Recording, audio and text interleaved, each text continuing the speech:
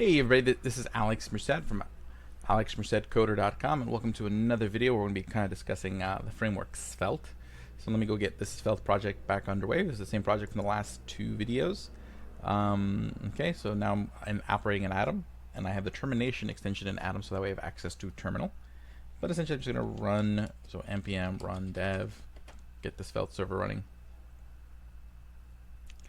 Okay, and what we're going to be focusing on today is just a couple other, so basically we've covered so far is that you can nest components within a component in the first video. And let's just kind of recap all that real quick. So basically, let's see here. When you start a Svelte project, again, it's going to be all here in this folder, actually in the source folder here. And your main component is this app.svelte file, which I don't have syntax highlighting, so I installed it in VS Code last time around, so now I'm in Atom, so I need to install the Svelte tools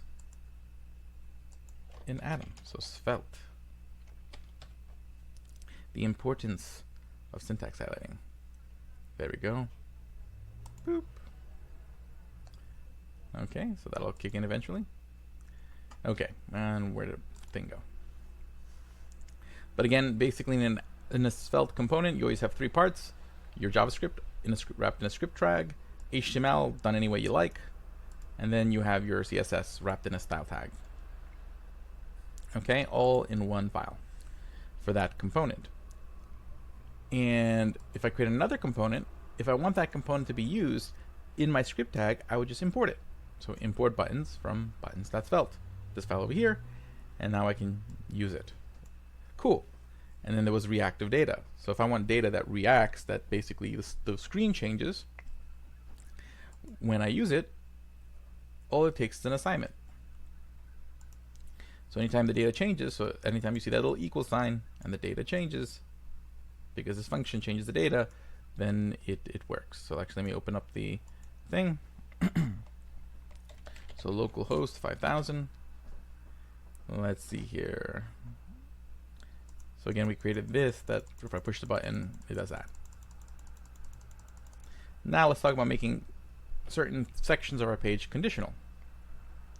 So what I could do is, if I only want that button to show up under certain conditions, I could do something like this. I would always use the template syntax, and I could hit if, and then I put an expression. If true, I'm just gonna put true. Actually, we'll put false so you can see it disappear. And then at the end of it, you would just put /if. That's how it knows that it's at the end of your if statement. So anything here would only show up if this is true, which I said explicitly it's false. So let's see what happens. It should make that button disappear. So let's see, did the button disappear? And the button disappeared.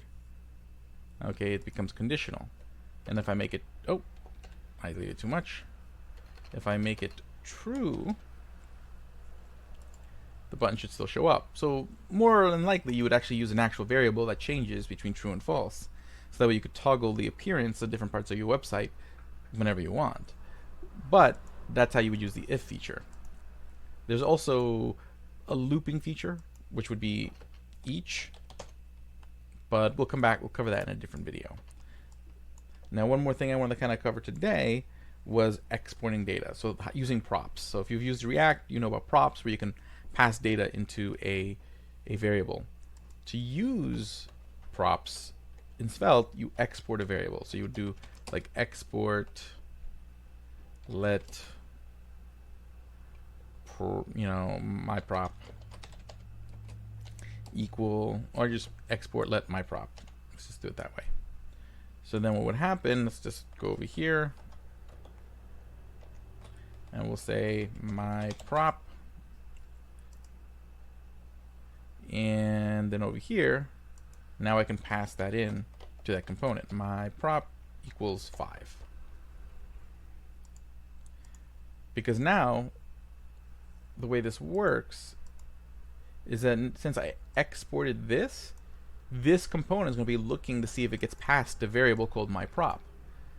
So when I call that component over here and I say, hey, there's a thing called myProp and it equals 5, it'll notice it and use that variable. and see, you see the second 5 over here. So essentially, and again, that's pretty simple. I mean, if you've used React, you've used Vue, you've used Angular, oftentimes these things are a bit more complicated in these other frameworks. So this is pretty nice, pretty simple, and then again, it compiles down to really small bundle sizes, which it makes the resulting website blazing fast, which is why Svelte is really, really cool. So hopefully you guys like this video. In the next video, we'll talk about the each feature and some of the other really cool features that Svelte has. But just want to kind of go over some of these low-hanging fruit. Let's get started with Svelte type features. So I'll see you guys then. Have a great one. Enjoy.